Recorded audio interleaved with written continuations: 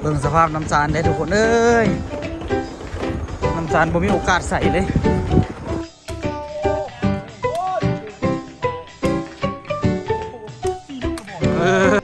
ใส่ต้นลูกไปเด้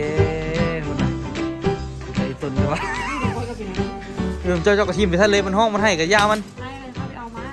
สบายดีทุกคนเด้อสบายดีตอนแรงนี่กาไม่ได้ไปใส่นะทุกคนเนาะอยู่แถวบ้านนี่แหละทุกคนท้ายวิถีชีวิตไหนทุกคนได้มาเบิ่งน้ำกันเนาะตอนนี้นี่กาถือว่าเป็นช่วงยามแรงละที่ตัวสิไปในบ้านนะทุกคนเนาะแต่สิไปเอาเข้าทุกคนเดี๋ยวนี้โอ้ยทางสบายโพดลำมันบุกเก่าแล้วทุกคนเนาะใจเท่กับจะเฮ็ดนะใครเอาเฟืองกินอยู่ได้แต่ว่าเบิ่งสิพาสิส่วนต้นตาลรู้สึกว่าสิกินอย่างชุดนี้แหละสิพักผ่อนมาซะนี่สิส่วนต้นตาลไปแบบไปเฮ็ดไก่อบเฟืองกินจากบ้านก่อนสินะเดี๋ยวมื้ออะไรก่อนต้นตาลพักก่อนที่เฮ็ดหลายเทื่อแล้วบ่ได้ไปเฮ็ดจักเทื่อเนาะแต่ว่าก็ยากบ่มีปิ๊บนิดนึงทุกคนเด้เดี๋ยวนี้เขาเฮ็ดแบบใหม่แล้วเขาเฮ็ดแบบใส่เตาแล้วเอาอย่างแบบเอาไปปิดเอาฝาติดไปปิดอยู่เรื่องวิลาด่างนะใส่กับเตาถ่านเนาะมันจะสุกดีเนาะเฮ็ดเนาะนี่บรรยากาศยามแลงทุกคนแล้วบางทีเฮ็ดไก่ไตน้ำสู้เขาจะกินลองเบิ่งเนาะไก่ไตน้ำอยู่ลาวนี่ส่วนหลายเขาบ่เคยเฮ็ดดอกเจซูขอต้นตาลกินจากบ้านแท้เด้คันที่ว่าอยู่ลาวนี่บ่ค่อยมีเฮ็ดแต่ว่าแต่มันก็คล้ายๆคืออบเป็นแหละทุกคนเนาะคล้ายๆคืออบเลยหมกค่ายเดี๋ยวกันตัวอันเดียวกันเลยไก่แต่น้ำกับอบของเราเนี่ยนะเนาะแค่เอาปลาหมอปิดนะพอได้เอาแบบเอาน้ำหยองเทิงเราเปลี่ยนน้ำอย่างโบได้เห็ดเนาะกับหูกับเราวันช่วยอย่างบอกเราคิดว่าเอาตัวน้ำใส่กันช่วยให้มันอัดเจ็บก็ซื้อที่บอกหูกันมาเอาเข้าทุกคนตัวกับอูกินข้าวเจ้าเนาะเหรอที่เอาข้าวเหนียวไปป้อนเอาโต้มันจะกินดีขั้นหนึ่งเข้าน้ำขอน้ำพริกไม่หนึ่งพอให้เอาโต้นิดนึงจะปรุงเนี่ยเราจะไปเลี้ยงสัตว์เนาะก็ต่างกับไปเตะกับต้ออยู่พูน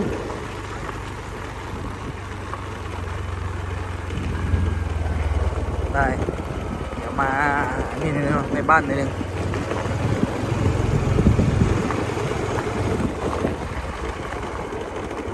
เตรียมตัวเตรียมออกมาจากไข่ตัวกับอู่หนึ่งพระเจ้ากินแล้วว่าส่วนตัวกับไม่ได้กินข้าวในช่วงนี้ลดน้ำหนักเนาะเอาเฮ้ยยังไงโอ้หนึ่งข้าวอยู่อ่ะอ้าวคือพวกหนึ่งชิกินยังบ่ดิ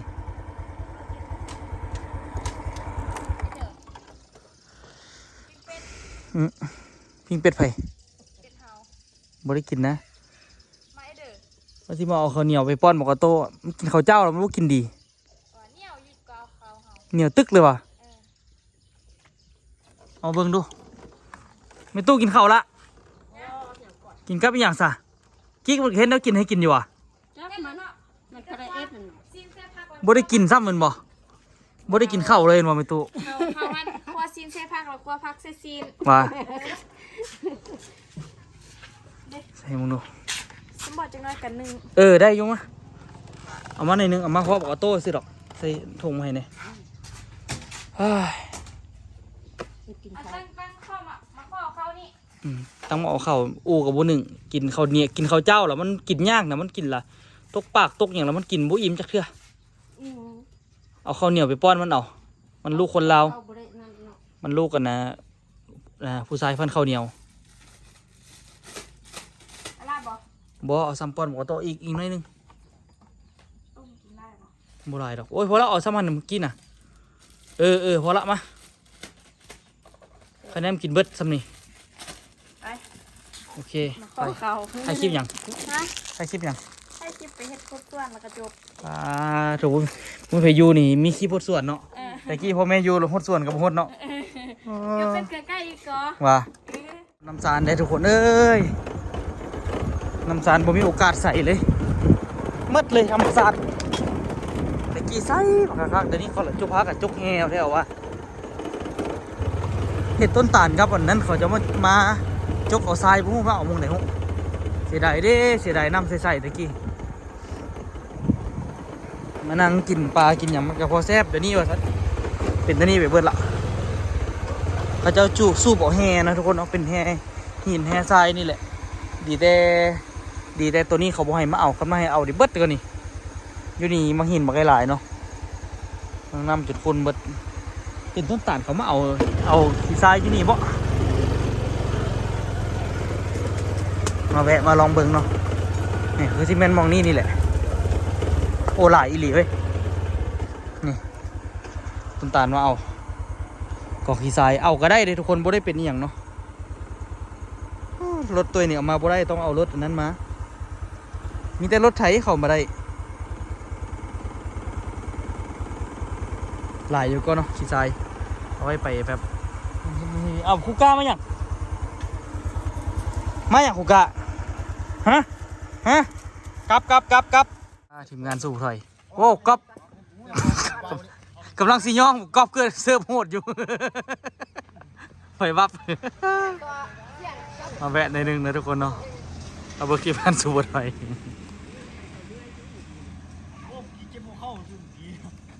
พังบ้านเดียวโอ้ปลาบุกลงกี้นี่ดีแต่ผมมีแรมแทงคนเนาะแทงก็แทงห้องเนาะว้าวเอาไว้ป่ะเนี่ยเสาชิดภูเข้าแล้วก็ครั้งแรกต้นโอ้ บินโหดพุ่นเนาะ บ่อยเนาะเต็มท้อง ผมเป็นซักนกอินทรีอยู่หลังวะ เฮ้ยข้ามได้นะ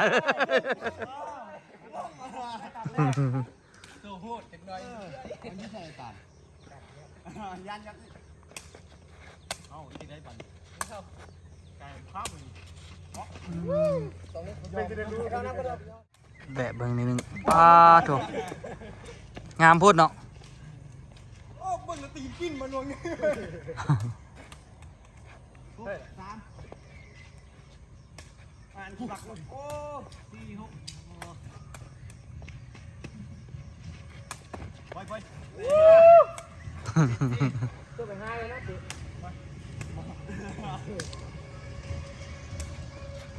ไอ้ตอนนู้นปฏิบัติเอาไปโอ้ฟิลึกเนาะ ซื้อตีนพ่อซื้อ ฟิลึกคนเลยเป็นตาตั้งอายุน้อยแล้วนี่เนาะ มันผู้เดียวมาเลยลดแล้วตายทางตายรถคิดแม่เต๋อรถคิดมันค้างแล้วคิดแล้วมันบุกค้างเอาล้นละนี่ล้นมาได้ เอ้ยโอ้ได้ด้วยนะโอ้เกือบงามก๊อฟให้อย่างกบขี้คิดว่าไปยามเอียนซะดอกโอ้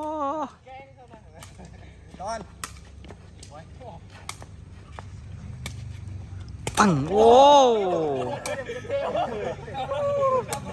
โหดโอ้ดีคือเป็นอย่างว่าโอ้สี่ลูกกระบอกต้องไม่เอาสี่ลูกสามนึงไม่หรอวะโอ้มาโหดเถอะมือนี้นี่โอ้เขามาเจอทีมมุ่นเฮ้ยก็สามนึงโอ้ทีลึกคะแนนเราไล่ปลาไส้น้ำล้วนเพื่อนมาเปิดมาคาเลยเอาเลยจ้างเลยยานละ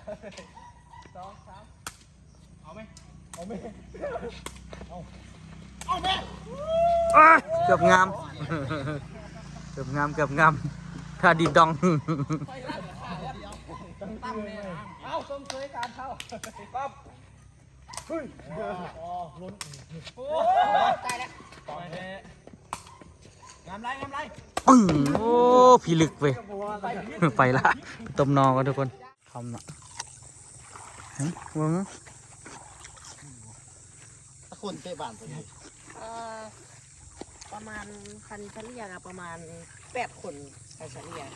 เฉลี่ยคำบอกเฉลี่ยเลย คันโบเฉลี่ยอะประมาณ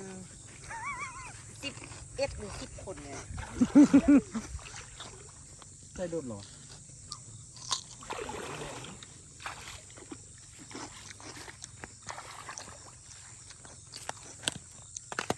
ได้ปะจัด ฝากคุณหน่อย ใครจะได้ตัวนึงนะบุญอยู่เนาะ เพราะนั้นยับเงินเคยมาแค่ ผมมีแฟตเนี่ยปิดแฟตก่อนแต่ไอ้ต้นลูกไอ้เทเด้คุณนะแต่ไอ้ต้นเถอะวะ นี่ผมก็เป็นอะไร เจ้ากระทิมไปทะเลมันห้องมันให้กับยามัน ให้เลยเขาไปเอามาบอกให้กับพ่ออยู่ฮันแล้วก็บ่ต้องให้ผู้เดือเขาไปทางมันมาฮันก็บอกว่าบ่ต้องเอิ้นเด้อแล้วก็เป็นพี่เลย ไม่ต้องสนใจแล้วก็แล้วกันบ่ เนี่ยกู อ่า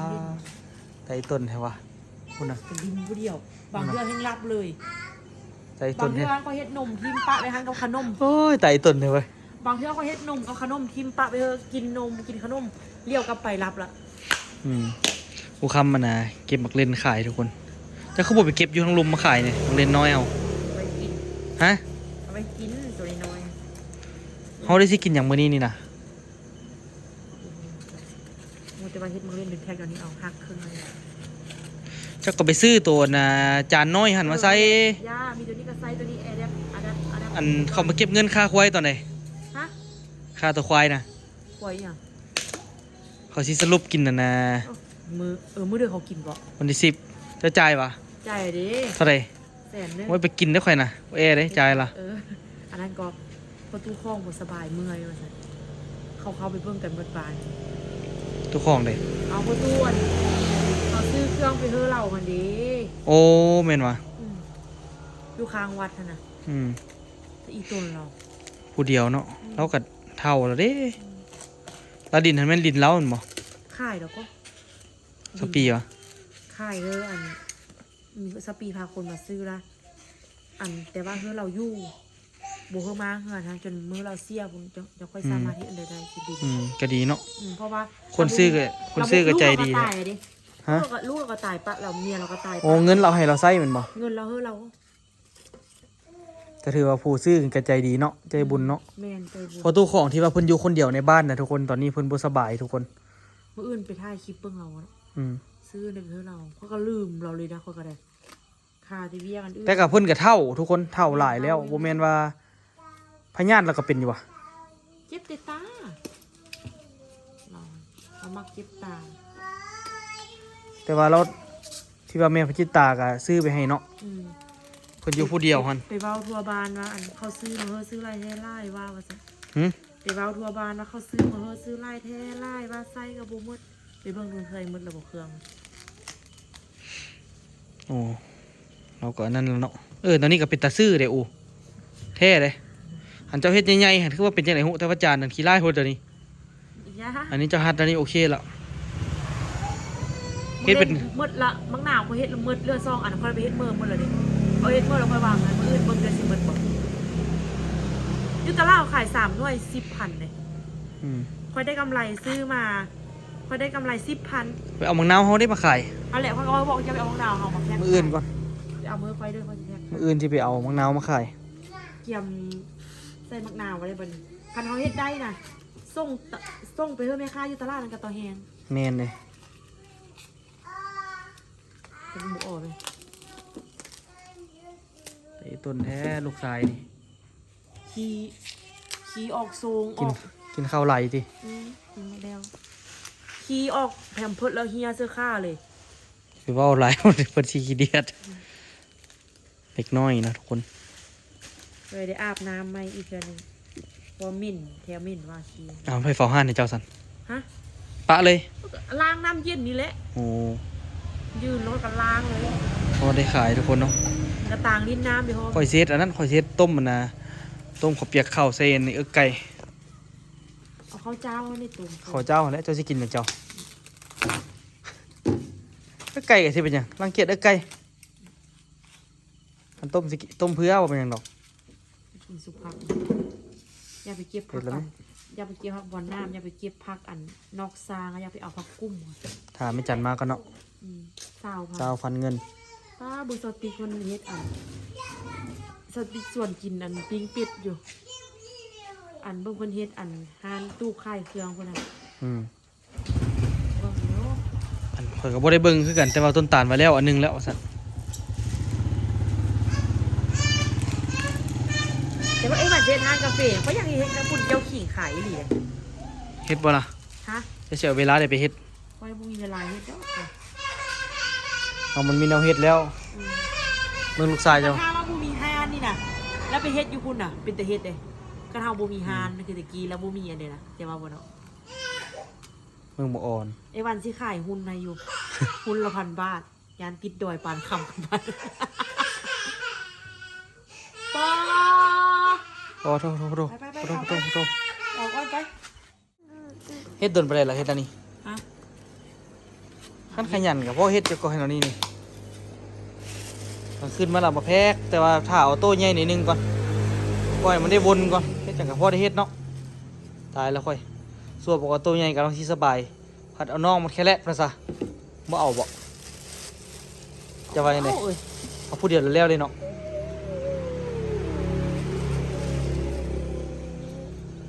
เอาผู้เดียวแล้วจบซะ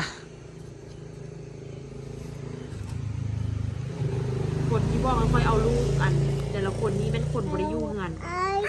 คนบริเอาลูกมัดมือ คือหมู่คอยบอกคอยเอาลูกกันแท้แนวตัวเองค่ะบริเอาลูกนะตื่นเช้ามาแล้วที่เมื่อเมตอนแรงมาแล้วก็ช่วงที่มาเหือนบางเทื่อไปกินเหล้ากินเบียร์สร้างสั้นมาลูกรับมันละแล้วก็นอนห้อมเกียนพี่ในตอนมานาฮักก็วันนี้ บ่เห็นตอนนั้นบนมา ไปเห็นตอนมันวนตื่นเช้ามาไป นี่จะซื้อถุงมือมาขายพร้อม อันเด้อ ถุงมือหัน 7,000 ขายคู่เท่าไหร่ มีโคบราหางไปนะถุงตีนก็มีนี่ถุงตีนมีถุงตีนนี่ เขาถุงตินมี่ก็มีเนาะ แพ็กซ้ำนี้ก่อนขายหมดจะไป แท็กเบิดหลักก็แล้วตัวจงไว้ให้หยัง ย่างเลย เต่าเมกะไบต์ ไม่อยากห่อมันเต่าเม็ดกระใบ เต่า แม่สิหมดละ เต่า กะหลำเลือกแต่หัวน้อยๆหัว10,000น่ะเขามักนะอูเขามักซื้อแต่หัว10,000หัว10,000เบิ่งห้านทุกคนคักอยู่เด้เฮ็ดอันนี้ก็พอเป็นตาซื้ออยู่เด้ข่อยว่า แบบคันที่ไปตลาดกับกระเทินนะบางทีเขาอยาก นี่เหลือมักเพชรนี่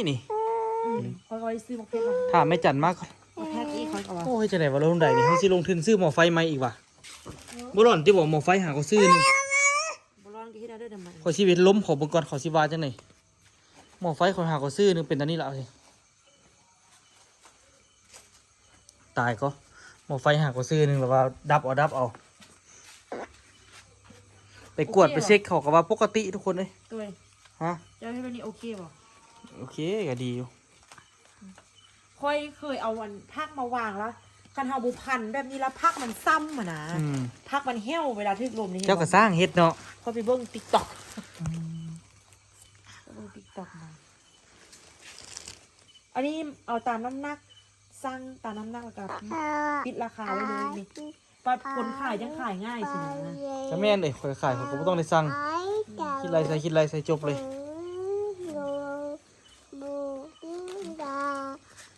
ไป อืม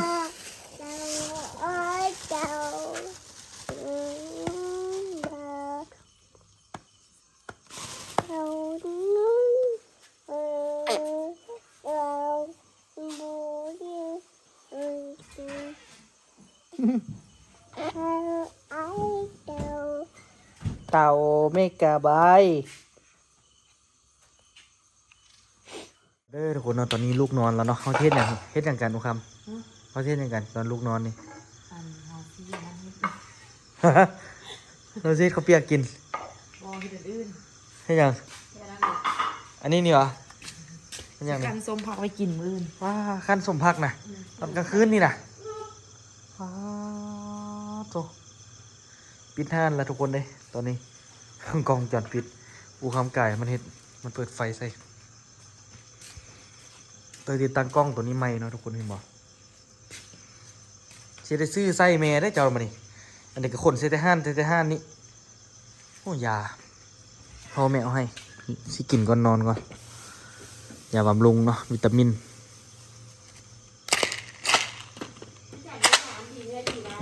ฮะ อย่าเป็นขา นี่หวะ ขาดีแค่ดีว่ากินแล้วเศร้าเลยว่าซั่น เราก็บอกไปกินอีกสัน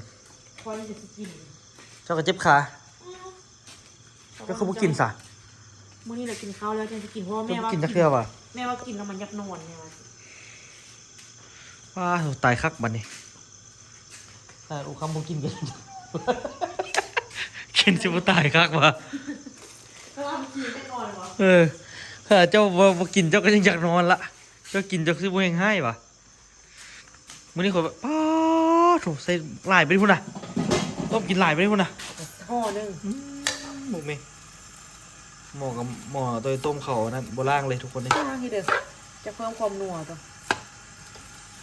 เราจะกินอันนั้นกินข้าวเปียกข้าวกินอาหารลดน้ำหนัก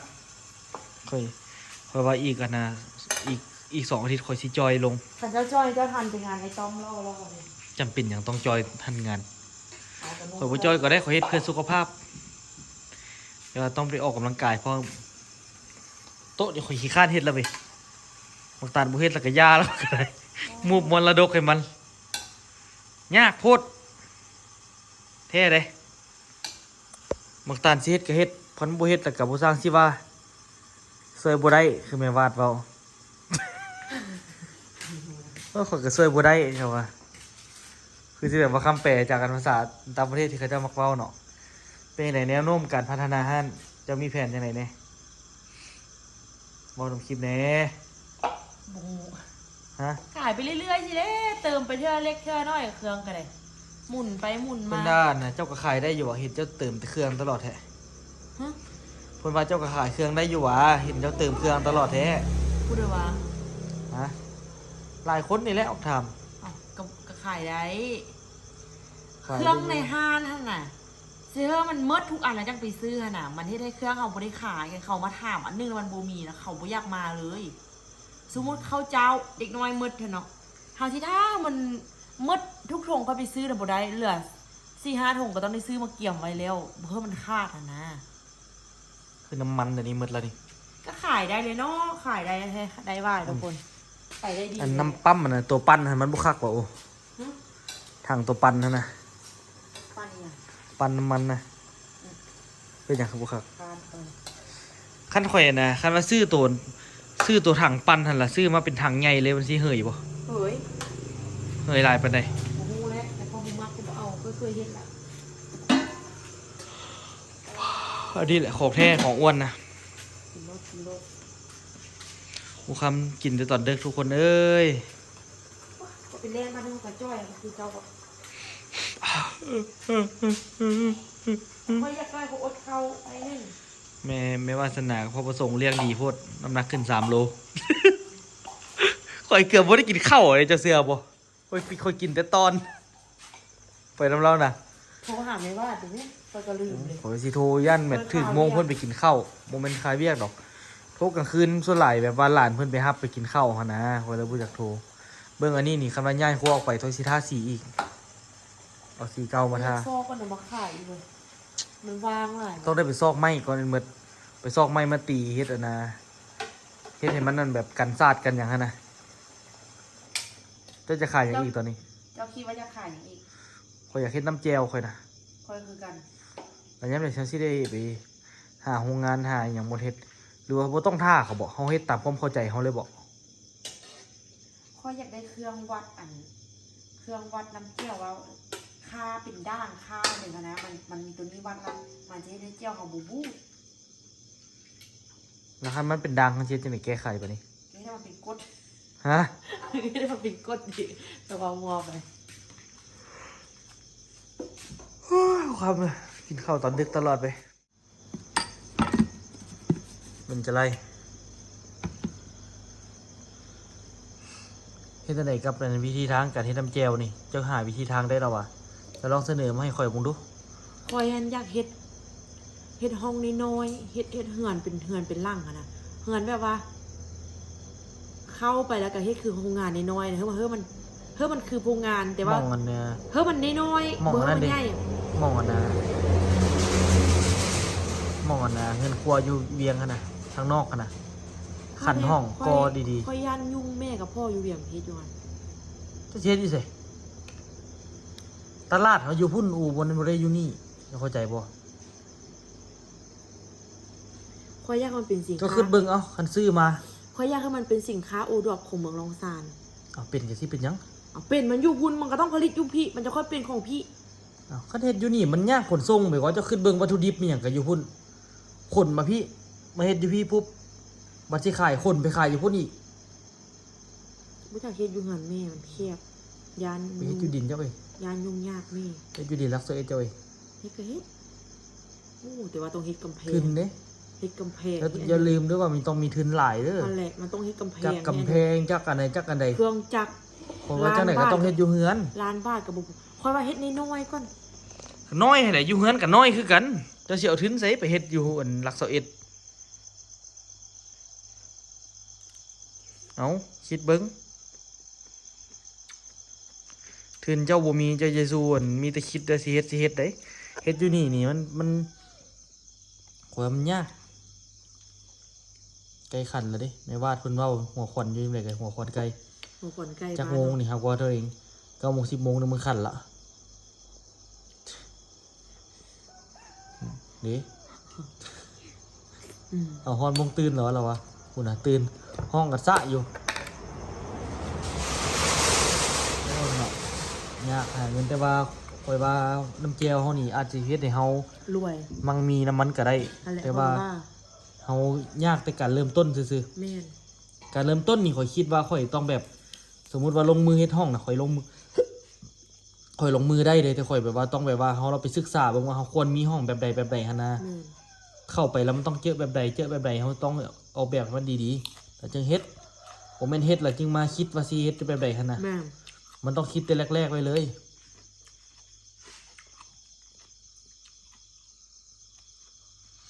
ทุกคนเอ้ยเป็นไผพอมีเส้นมีสายเรื่องการเฮ็ดน้ำจิ้มบ่ทุกคน อยากไปเฮ็ดขายอยู่ลาวเนาะแต่ว่า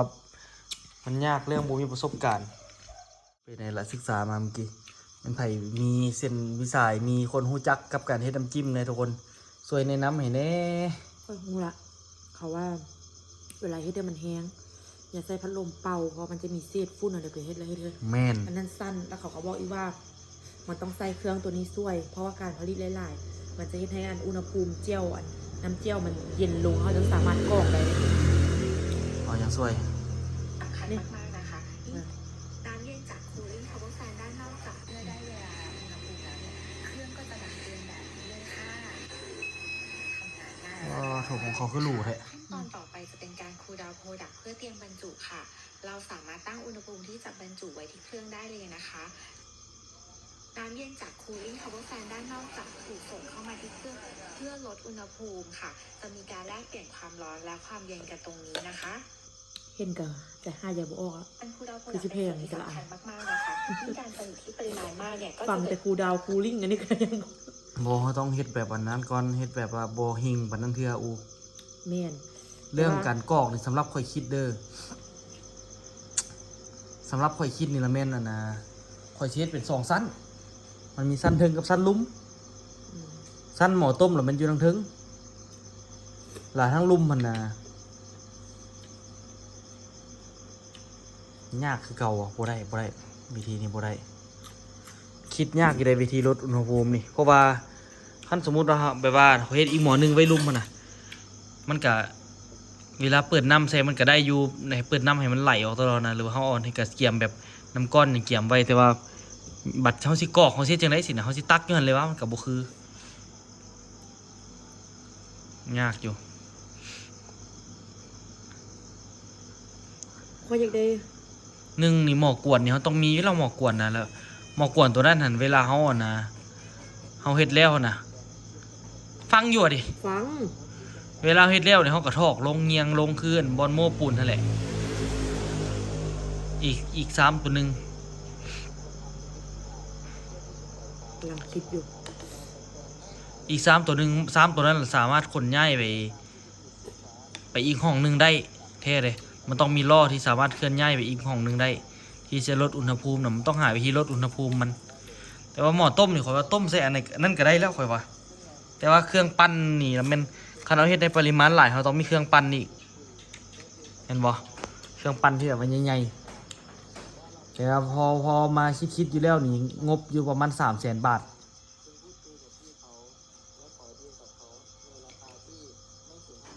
300,000 บาทข่อยบ่ได้หลายเด้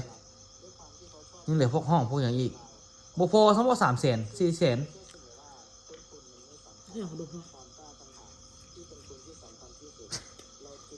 พ่อ ว่ามาแล้วเจ็บเส้นทุกคนเนาะมันไผมีบอลแนะนำในทุกคนตัวอยากไปหาความรู้นำเนาะ